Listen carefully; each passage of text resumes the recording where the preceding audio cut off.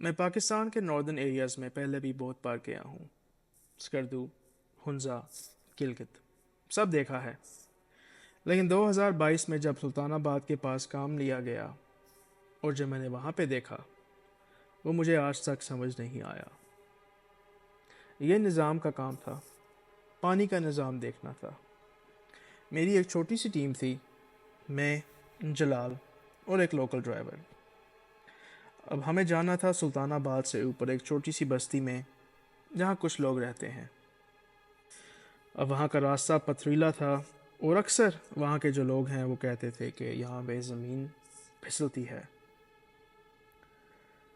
अब हम जब वहाँ पे पहुँचे तो हमारी वहाँ के लोकल से मुलाकात हुई और उन्होंने हमें एक छोटा सा एरिया दे दिया जहाँ पे हम अपना कैंप सेट कर सकें।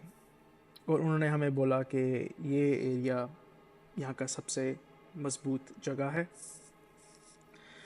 अब उस एरिया पे जहाँ पे हम अपना कैंप सेटअप कर रहे थे, उसके बिल्कुल साथ ही एक छोटा सा कब्रिस्तान था। अब उस कब्रिस्तान में 6 या 7 कब्रें होंगी, ना नाम ना पत्थर, सिर्फ मिट्टी।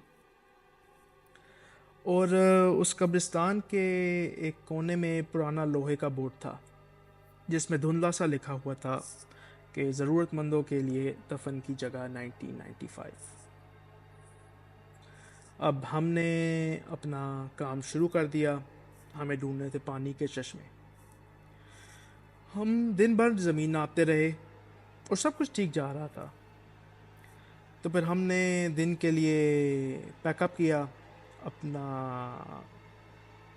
कैंप सेटअप कंप्लीट किया, कुछ खाया पिया और सोने की तैयारी की। अब हम कैंप में लेटे हुए थे और जलाल ने मुझे बुला के बोला कि सर, नीचे से आवाज़ आई थी, आपको कोई आवाज़ आ रही है? मैंने कहा नहीं, मुझे तो कोई आवाज़ नहीं आ रही, मे बी कोई जानवर होगा। आम उसने मुझे फिर बोला कि नहीं सर, आवाज़ आ रही है और ऐसे आ रही है जैसे कोई बहुत आराम से बोल रहा हो। तो मैंने उसको ये कहा, मैंने कहा कि हम आज दिन बहुत लंबा था, हम थक गए हैं, सो जाते हैं, जानवर ही होगा। तो हम सो गए। अब हम सुबह जब कब्रिस्तान के नीचे वाले रास्ते पर गए, आम, तो हमने देखा कि एक जगह पे ज़मीन बहुत नरम थी। जलाल ने मुझे कहा कि सर, यहाँ कुछ दबा हुआ लगता है।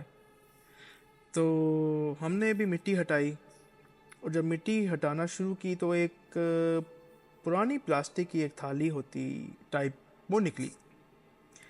अब वो थाली थोड़ी सी गीली थी, बट हमने उसको खोला और उसमें एक पुराना सा कार्ड निकला। अब उस कार्ड के ऊपर नाम लिखा हुआ था रेहानुल्लाह, सर्वे मददगार 2008। मैं एकदम रुक गया।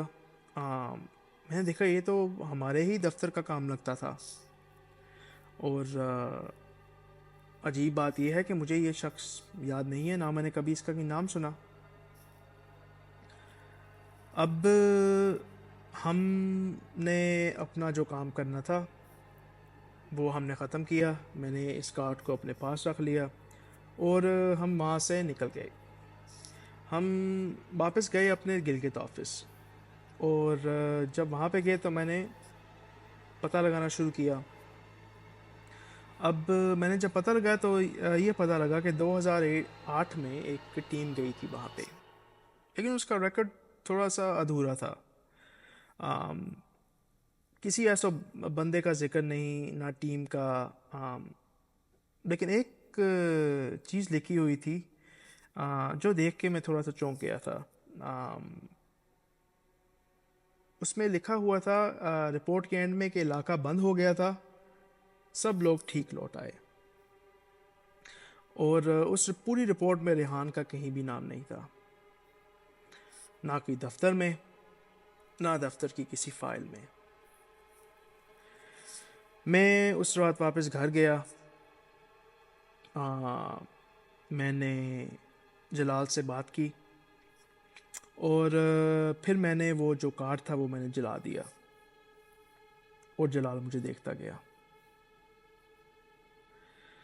अब वहाँ पे हम वापस नहीं गए, वहाँ का काम भी बंद हो गया और फाइल भी बंद हो गई।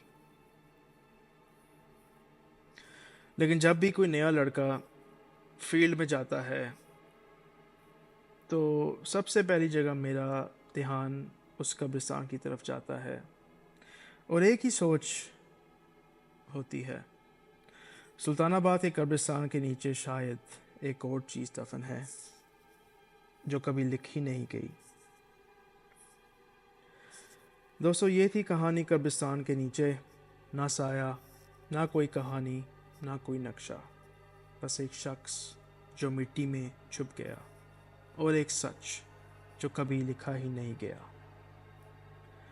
कुछ कब्रें बोलती नहीं, बस चुप रहती हैं, लेकिन ज़मीन सब कुछ याद रखती है।